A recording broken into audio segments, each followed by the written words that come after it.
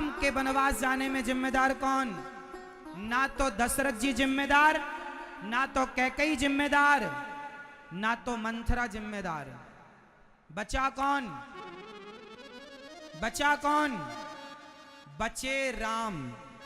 राम के वनवास जाने में राम ही जिम्मेदार हैं, क्योंकि राम भगवान हैं और भगवान को कोई वनवास भेज सके किसमें ताकत है? ईश्वर की मर्जी के बिना पत्ता नहीं हिलता, तो ये पत्ता भी राम ने हिलाया होगा। अब राम ने कैसे हिलाया वो मैं आपको समझाऊं। जब राम राजा बनने लगे तो देवताओं की बुद्धि बिगड़ गई। देवताओं ने सोचा कि राम राजा बनेंगे तो रावण को कौन मारेगा, तो देवताओं ने ब्रह्मा जी से कहा कुछ करो, तो ब्रह्मा जी ने सरस्वती से कहा कुछ करो। सरस्वती ने बुद्धि घुमाई मंथरा ने बुद्धि घुमाई कैकेयी ने बुद्धि घुमाई दशरथ जी की। अच्छा ये बताओ, इंद्र की बुद्धि किसने घुमाई? भगवान की मर्जी के बिना पत्ता नहीं हिलता। तो इंद्र की बुद्धि घुमाई राम जी ने, इंद्र ने बुद्धि घुमाई ब्रह्मा जी की, ब्रह्मा ने सरस्वती जी की, सरस्वती ने मंथरा की, मंथरा ने कैकेयी की, कैकेयी ने दशरथ जी से वरदान मांगा। और वनवास किसका हुआ? राम का। और शुरुआत कहां से हुई थी? राम से। जो करेगा वही भरेगा, कर्म करे को और फल भोगे को और नहीं, जो करेगा वही भरेगा, चाहे वो राम ही क्यों ना हो। अब आगे की बात जरा ध्यान से सुनो। राम के वनवास जाने में राम ही जिम्मेदार हैं। ये बात आपको ऐसे नहीं ऐसे समझ में आएगी। एक बार की बात है, एक बार राम जी ने माता कैकेयी की आंखों को मूंद लिया ऐसे। मां मैं आपकी आंखों को नहीं खोलूंगा। बेटा क्यों? एक वरदान दोगी तो खोलूंगा। एक बार बचपन में राम जी ने माता कैकेयी की आंखें मूंद ली। कैकेयी ने कहा लाल आंखें छोड़ो। क्या हुआ राम? मां मैं आपसे कुछ मांगूंगा। हाँ मां, हाँ बेटा मांगो, जो तुम मांगोगे। कैकेयी बहुत प्यार करती थी राम से, अत्यधिक। जो मांग मेरे राम तुझे दूंगी। आपको बताऊं, भरत जी ने कौशल्या मां का दूध पिया है और राम जी कैकेयी मां का दूध पीते थे। आपको पता है?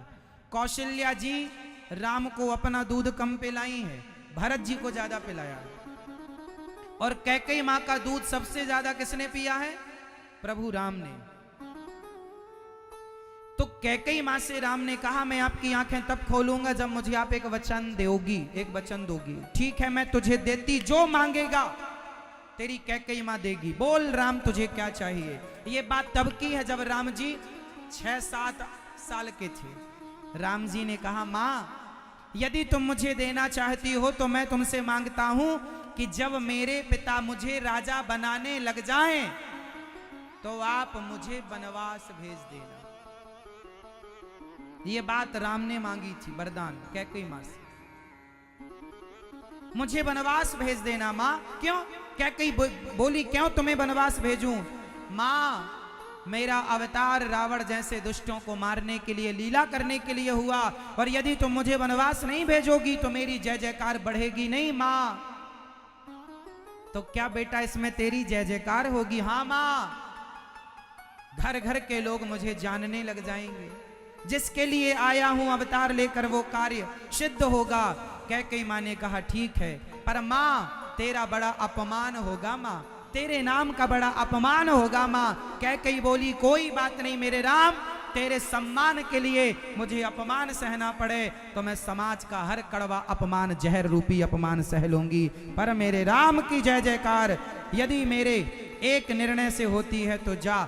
एक बात बताओ, पूरी रामचरितमानस से आप कैकेयी मां को हटा दो थोड़ी देर के लिए, पूरी रामचरितमानस से, पूरी रामायण से आप कैकेयी मां को हटा दो तो बताओ रामायण में बचेगा क्या?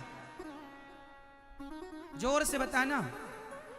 कैकेयी मां सबसे अहम पात्र है पूरी रामचरितमानस, सबसे कठिन पात्र हैं। कैकेयी मां ना होती तो जटायु ना होते, केवट ना होते, शबरी ना होती, हनुमान ना होते, विभीषण ना होते, क्योंकि वनवास जाते ही नहीं तो केवट और शबरी और जटायु की कथा ही ना होती। वनवास गए तो केवट को लोग जाने, तो शबरी को लोग जाने, तो जटायु को लोग जाने, तो विभीषण और बाली को लोग, सुग्रीव को लोग जाने। कैकई ने वनवास ना भेजा होता तो कैकई ना भेजती तो शबरी मां को कौन जानता, विभीषण और सुग्रीव को कौन जानता। यदि इन लोगों की कथा, यदि आज हमारे कहने और सुनने में यदि आंखों में आंसू आते हैं तो उसका पूरा श्रेय माता कैकई को जाता है। इसलिए राम ने सपने में भी माता कैकई को दोषी नहीं कहा। इसलिए कैकई मां को दोषी ना कहो। राम के वनवास जाने में राम स्वयं जिम्मेदार हैं। राम की इच्छा है इसलिए गए, ना तुम्हारी इच्छा से गए ना हमारी इच्छा से। जो करता है, इसलिए तुम्हारे जीवन में दुख आवे तो समझ लेना कि ये प्रभु की इच्छा है। अब क्या करो, जैसे रखे राम जी रहना चाहिए, और सीताराम वो महलों में रखें तो महलों में रहो, और झोपड़ी में रखें तो झोपड़ी में रहो, पर हर हाल में गोविंद का स्मरण बनाए रखो, राम का स्मरण बनाए रखो। मेरी मां, एक बगीचा था, उस बगीचे में बहुत सुंदर सुंदर आम लगे थे। आम, एक संत जी वहां से निकले तो संत जी ने बगीचे में लगे आम को देखा कौन? आंखों ने देखा। आंख आम को देख तो सकती थी पर आम को तोड़ नहीं सकती आंखें। तोड़ा किसने? आंख देख सकती थी पर आम तक गए पांव गए पर तोड़ा हाथों ने। हाथ तोड़ रहे थे पर चखा जिह्वा ने। जिह्वा चख रही थी पर रस को रखा पेट ने। तब तक बगीचे का मालिक आया और बाबा जी की पीठ में 2 लाठी जमाया। चोरी से खाता है, ले। अब बताओ, देखा था फल को आंखों ने, गए थे पांव, तोड़ा हाथों ने, चखा जिह्वा ने, रखा पेट ने। पीठ की कहां गलती थी बताओ? पर डंडे किसे पड़े बताओ? पीठ को डंडे पड़ गए, बेचारी निर्दोष पीठ पिट गई। बताओ, पीठ की कहीं गलती थी? देखा तो आंखों ने था, गए तो पांव थे, तोड़ा हाथों ने, चखा जिह्वा ने, रखा पेट ने। बेचारी निर्दोष पीठ पिट गई। वाह प्रभु, तुम्हारे राज्य में निर्दोष लोग पिटते हैं। बोले नहीं, हमारे राज्य में निर्दोष नहीं पिटते, न्याय होता है। जब पीठ पर लाठियां पड़ी तो बताओ आंसू कहां से आए? आंखों से। और देखने की शुरुआत किसने की थी? आंखों ने। जो किया है वही रोएगा, जो करेगा वही भरेगा। कर्म करे को और फल भोगे को और ऐसा नहीं। तो राम जी के वनवास जाने में राम कारण है। आंख ने देखा फल को तो रोएगी भी आंख। इसलिए जो करेगा वही भरेगा। गलती पति ने किया तो पति भोगेगा, पत्नी ने किया पत्नी। तुम्हारा पाप तुम्हारे पास है, तुम्हारे पति का तुम्हारे पति के पास, तुम्हारे बेटे का। जो करेगा सब अलग अलग है, कोई किसी से बंधा नहीं है। इसलिए कहता हूं गलत ना करना, क्योंकि भोगना तुम्हें ही है।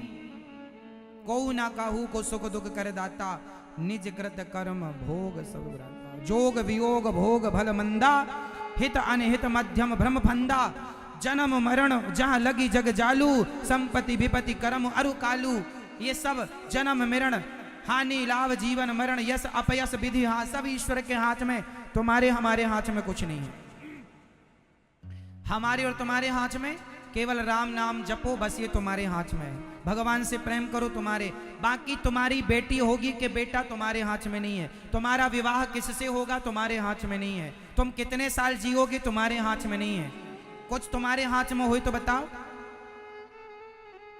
बोलो मेरी मां, आपके हाथ में क्या है?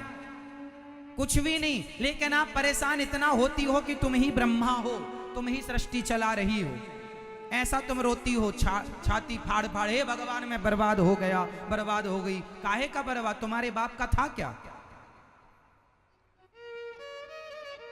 क्या था तुम्हारा बताओ? ये शरीर भी तो तुम्हारा नहीं है साहब। अज्ञानवश तुम रोते चिल्लाते हो। इसलिए जो है भगवान का तेरे, तू भगवान मुझे झोपड़ी में रख तो मैं झोपड़ी में रहूं, 56 भोग दे तो 56 भोग खाऊं, चना चबाने को दे तो चना चबा लूं। जैसे भगवान की इच्छा, हमने तो अपनी इच्छा समाप्त कर दी, अब तो भगवान की इच्छा से रहते हैं। जहां वो ले जाते वहां चले जाते, जहां रखते वहां रह लेते, जो खिलाते वो खा देते। अपनी कोई इच्छा नहीं, हमारी अपनी कोई इच्छा नहीं है। हम राम जी की और आप लोगों की इच्छाएं बहुत हैं, तुम्हारी चल नहीं रही है जरा सी, पर इच्छाएं बराबर है। अच्छा ये बताओ, तुम्हारा चाहा होता है कि भगवान का चाहा? जोर से बताओ, पुरुष लोग भी बताएंगे। बेटा बताओ, तुम्हारा चाहा होता कि भगवान का? आपका चाहा क्या होता है? आपका चाहा कुछ होता है? आप तो चाहते हैं कि हम प्रधानमंत्री बन जाएं, तो बन जाओगे। ये मैया चाहती हैं हम भी राष्ट्रपति बन जाएं, बन जाओगी। मैया तुम्हारे चाहे कुछ होता है? हुई है सोई जो राम रचि राखा। तुम्हारा हमारा चाह कुछ नहीं होता, इसलिए कहते हैं चाह ही मिटा दो। चाह जी से लगी जी जरा हो गया, चाह हरि से लगी जी हरा हो गया। चाह इनकी हमें हरदम चाहिए, और अगर ये चाहे हमें तो फिर क्या चाहिए। इसलिए चाह भगवान में लगे, भगवान की चाह हो। मीरा को किसकी चाह थी? जोर से। शबरी को किसकी चाह थी? जोर से। और आपको किसकी चाह है? हमारे बेटा हो जाए महाराज, बेटा बेटा। तुम्हें बेटे की चाह है, तुम्हें बेटी की चाह है, तुम्हें पैसे की चाह है। हे भगवान हमें ये मिल जाए, ये वाला खेत हमें मिल जाए, ये प्लॉट में। ये चाह बेटा बेटी की, जमीन जायदाद की, घर द्वार की चाह। चाह इसकी चाह। अरे ये धन दौलत तो भाग्य का है भैया। भाग्य में होगा तो भाग कर आएगा, और भाग्य में नहीं होगा तो आया हुआ भी भाग जाएगा। विभीषण के भाग्य में लंका थी तो लात मार के निकाल दिया रावण ने, फिर भी मिल गई। और रावण के भाग्य में लंका नहीं थी तो सिंहासन पर बैठा करा सत्यानाश हो गया। बोलो हां या ना? बाली के भाग्य में किष्किंधा नहीं थी तो चली गई, और सुग्रीव के भाग्य में थी तो लात मार के निकाला था सुग्रीव को बाली ने, मिल गई। भाग्य में होगा तो जमाना लात भी तुम्हें मार के निकालेगा, पर तुम्हारे भाग्य में है तो तुम्हें मिल कर के रहेगी। इसलिए देने वाले विधाता है। तुम रोते क्यों हो, परेशान? ईश्वर पर विश्वास रखो, कर्म तू कर, मैं बैठा हूं न्याय करने के लिए, मुझ पर विश्वास रख। जब तुझसे ना सुलझे तेरे उलझे हुए धंधे, तो भगवान के इंसाफ पर छोड़ दे ए बंदे, वही तेरी मुश्किल आसान करेगा। जो तू ना कर सका वो भगवान करेगा।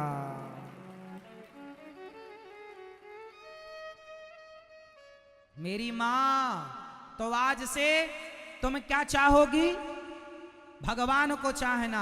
बेटा बेटी जो दें भगवान रखो, रोया ना करो। बेटी हो गई, बेटा नहीं हुआ, ये नहीं मिला, वो नहीं मिला, ये कब होगा? जो होगा हो जाएगा। तुम भगवान का चिंतन विश्वास करो। समय के पहले कुछ ना होगा, इंतजार करो समय का। पांडवों को भी महाभारत लड़ने के लिए और सिंहासन को पाने के लिए 13 वर्ष का इंतजार करना पड़ा। 12 वर्ष का वनवास और 1 वर्ष का अज्ञातवास। समय जब होगा तब सब होगा। समय के पहले बच्चा नहीं होता। सब बच्चे को भी पैदा होने में 9 महीने का टाइम लगता है। कोई आज शादी करे बोले कल ही बच्चा दो, मुश्किल है, समय लगता है। तुम्हारे भी दिन आज खराब हैं तो दिन सुधरने में समय लगेगा। तुम सोचो, आज विश्वास रखना उस विधाता पर जिसने द्रौपदी की लाज बचाई है, वो तुम्हारी भी लाज जरूर बचाएगा। पर विश्वास रखना उस ईश्वर पर, विश्वास। और विश्वास इतना हो भगवान पर कि वो चाहे तुम्हें जो दें। विश्वास का मतलब ये नहीं है कि जो मैं मांगता हूं प्रभु तुम वो देना। विश्वास का मतलब है मैं कुछ नहीं मांगता, जो तुम दोगे वो मुझे स्वीकार है।